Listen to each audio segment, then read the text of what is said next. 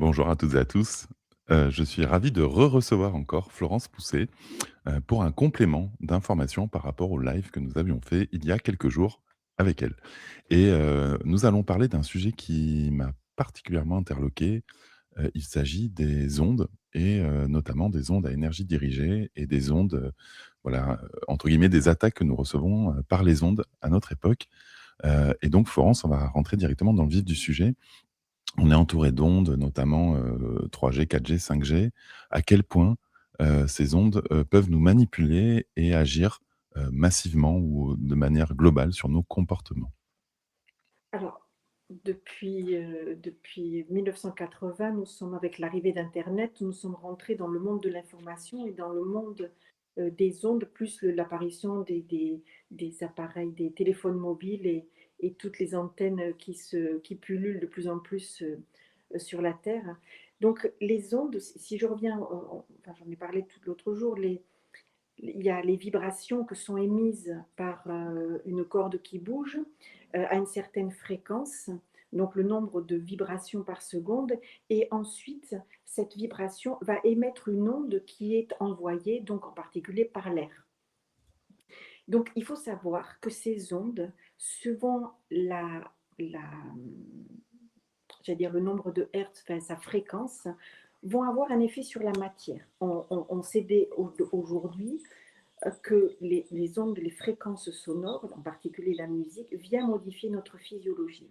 Donc aujourd'hui, les fréquences induites ou envoyées par nos téléphones portables, et en particulier la 5G, bien évidemment, ont des répercussions sur l'être humain.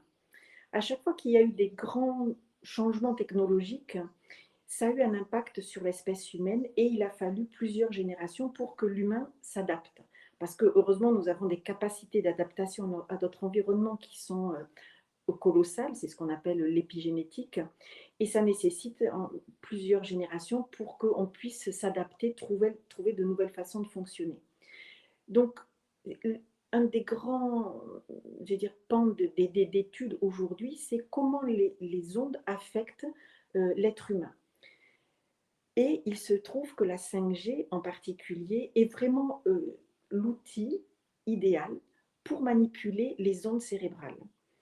Et cela induit, puisqu'on est dans ce changement, de nombreuses modifications à la fois physiologiques, ce qui peuvent se traduire par des maux de tête, de la fatigue, des maladies neurodégénératives, Parkinson, Alzheimer. Donc, je ne dis pas qu'elles sont dues essentiellement aux ondes, je dis que les ondes participent euh, à l'arrivée de ces pathologies. Et c'est encore quelque chose qui n'est pas pris en compte par la médecine, parce que la médecine, quand on lui parle de fréquence, d'énergie, c'est pas encore très ouvert à cette dimension-là. Mais ça induit au niveau de l'être humain des altérations de la mémoire, des troubles de la concentration, des modifications de la perception spatiale. Et il faut dire quand même que depuis ces dernières années, on a quand même une recrudescence de pathologies cérébrales et en particulier de tumeurs cérébrales. Ce qui prouve bien, à mon sens, que les ondes, qu'elles soient envoyées par nos téléphones, et ce qui est juste étonnant, c'est que presque chaque être humain sur la planète a au moins un téléphone dans les mains tous les jours, du matin au soir, donc on est perpétuellement soumis aux ondes.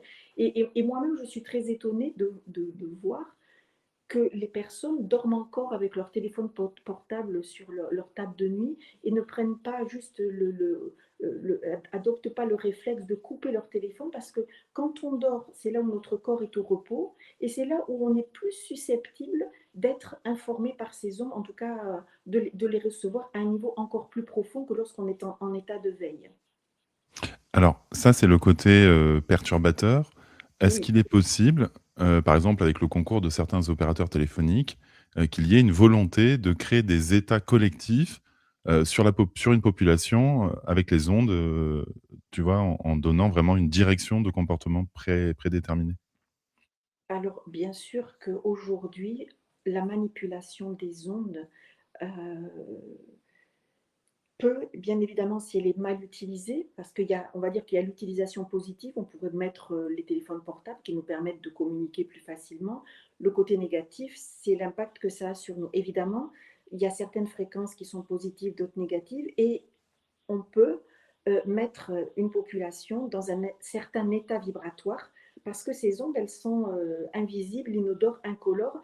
Et si on ne prend pas conscience de leur existence pour pouvoir s'aiguiser et apprendre à les décoder quand elles arrivent, on est vraiment soumis à des attaques invisibles. Et je dirais même, j'ai l'habitude de parler de la guerre des cerveaux, qui en fait, c'est plus que ça, c'est la guerre des ondes et la guerre des fréquences aujourd'hui.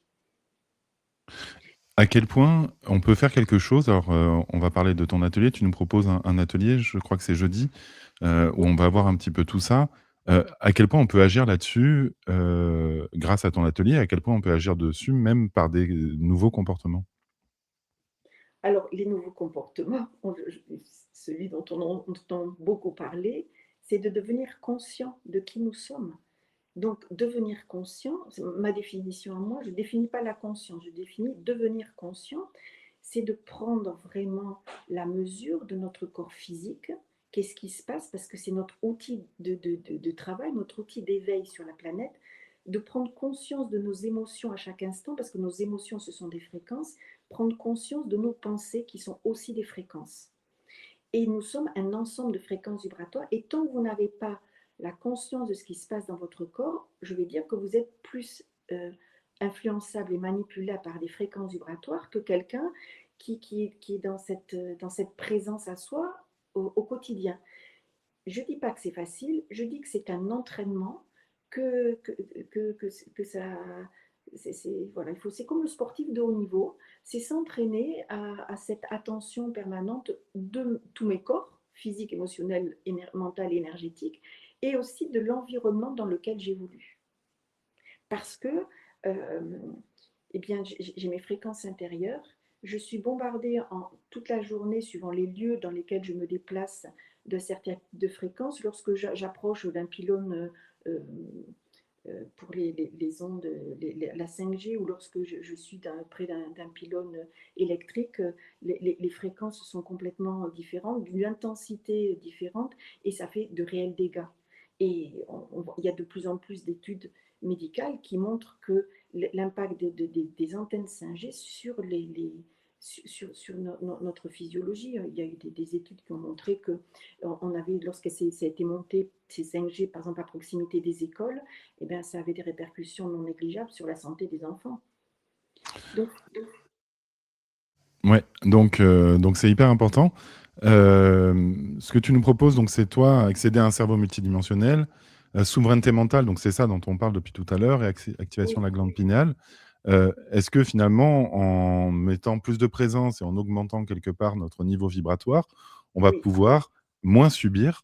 Et ça oui, paraît un peu surprenant que quelque chose de dit spirituel puisse agir sur quelque chose de purement ondulatoire, voire presque mécanique, hein. Quand on parle d'onde, on a l'impression que c'est quelque chose d'électromagnétique, de très causal. En quoi une pratique vibratoire spirituelle peut lutter contre quelque chose qui est, encore une fois, très concret et très ondulatoire? parce que nous sommes des êtres vibratoires et que nous émettons nous-mêmes en permanence une certaine fréquence vibratoire qui est la résultante des fréquences de mes cellules, de mes émotions et de mes pensées. Donc chaque être a sa signature vibratoire, et pour cela, c'est de cultiver donc une hygiène de vie sur tous les plans, mais plus que ça, c'est aussi maintenant, on rentre dans une hygiène énergétique pour maintenir un taux vibratoire élevé qui va me permettre déjà de monter en fréquence, mais surtout de développer une puissance vibratoire et une qualité qui va me permettre, eh bien, de percevoir ce qui se passe dans mon entourage. Mais ça demande, voilà, une élévation de notre taux vibratoire. Et c'est comme ça, je pense que tu connais l'histoire du centième singe, il y a une personne qui le fait, le 10, 20, 100. À un moment donné, on va pouvoir faire monter la fréquence vibratoire de l'humanité. Parce que pour moi, chaque espèce vitale a sa fréquence vibratoire. On a la fréquence des dauphins, on a la fréquence des baleines. Et pour ces espèces animales, c'est valable aussi pour les végétaux, ils ont tous une fréquence, on va dire, unifiée qui est en résonance. L'être humain, nous sommes en dissonance vibratoire parce que nous n'arrivons pas à trouver sur Terre une homogénéité vibratoire, parce qu'il y a trop de dissonance. Les dissonances, ça se traduit par toutes les guerres qui sont à la surface de la Terre. Alors, on est tous différents, on a des opinions différentes, et cetera, mais nous sommes une espèce une et unique, et l'idée, ce serait de retrouver la fréquence vibratoire de l'espèce humaine où chacun peut se participer déjà en travaillant sur sa propre qualité, mais aussi se connecter pour qu'on retrouve une vibration plus élevée et surtout plus fluide, plus cohérente, plus en résonance les uns avec les autres. Est-ce que tu crois que c'est à cause des ondes que, depuis, allez, on va dire 2020, on a de moins en moins envie de se retrouver entre nous? Il y a de plus en plus de personnes isolées, seules, séparées.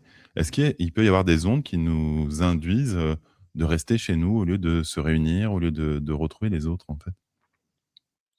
Je vois pas les choses comme ça. Je pense que c'est beaucoup plus ça passe davantage par le comportement.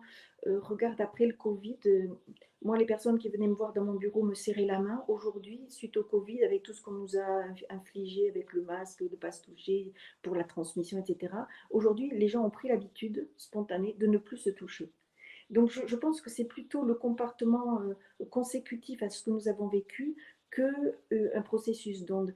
Pour moi, l'impact des ondes, ça va être plutôt d'induire, une façon de penser, modifier l'activité cérébrale. Après, je sais bien que l'activité cérébrale, induit des comportements. Donc là, comme ça, je saurais pas répondre, précisément. Est-ce que ça peut jouer, en tout cas, sur notre émotion? Tu vois? Parce que tu nous parles du cerveau. Alors, évidemment, le thème est autour du cerveau, mais est-ce qu'il y a un lien entre les ondes et l'émotionnel, voilà, et du coup, forcément, Bien parce sûr. qu'il n'y a jamais eu autant de gens célibataires, autant de gens séparés, enfin, tu vois? Est-ce que ça peut jouer? Bien sûr, et autant de violence, parce que ce sont des fréquences Oui. artificielles, il ne faut pas l'oublier. Et la violence, c'est parce que les gens sont dans un certain état vibratoire. Et il y a quand même une augmentation très forte sur la planète. Donc je pense que ça, oui, au niveau émotionnel, oui, moi je pense fortement que c'est induit ça aussi. Mm. Eh ben, je te remercie. Donc, je vais partager, ton atelier que tu vas nous proposer, dans quelques jours, voilà, le jeudi 9 juillet. Évidemment, il sera disponible, en replay, et donc on va voir un certain nombre d'exercices qui vont nous permettre, d'un côté de, voilà, de décalcifier notre glande pi de pardon, de décalcifier notre glande pinéale, de synchroniser nos hémisphères cérébraux et de transformer, notre cerveau en une antenne qui va nous permettre, eh ben, de capter d'autres plans, de remettre une intention pure, et surtout, ben, de réancrer de nouvelles fréquences dans la matière. Et évidemment, ce qui est pas forcément détaillé le contenu de ton atelier, c'est, voilà, tout ce qu'on vient de dire, autour des ondes et autour de notre qualité de présence, qui va nous permettre quelque part, voilà, d'augmenter, notre manière de se déposer dans le monde, et donc fatalement, et ben, de coexister et de ne plus être, tributaire du monde extérieur, mais vraiment de retrouver cet alignement et de cette souveraineté. Est-ce que tu as un dernier, point que tu souhaites, développer par rapport à ça? Eh bien, réveillons-nous. Reprenons l'habitude de faire du lien et du contact parce que c'est par la présence avec d'autres humains que l'on peut aussi travailler notre fréquence, l'élever et le fait de se regrouper ben, permet d'élever par petits groupes ben, notre conscience, notre fréquence et c'est nécessaire. Bien sûr, on a chacun notre travail personnel à faire, mais le fait de se retrouver, bien évidemment, intensifie la qualité et l'intensité de ce que nous émettons. Donc, c'est très, très important aujourd'hui ben, de se regrouper, de se retrouver.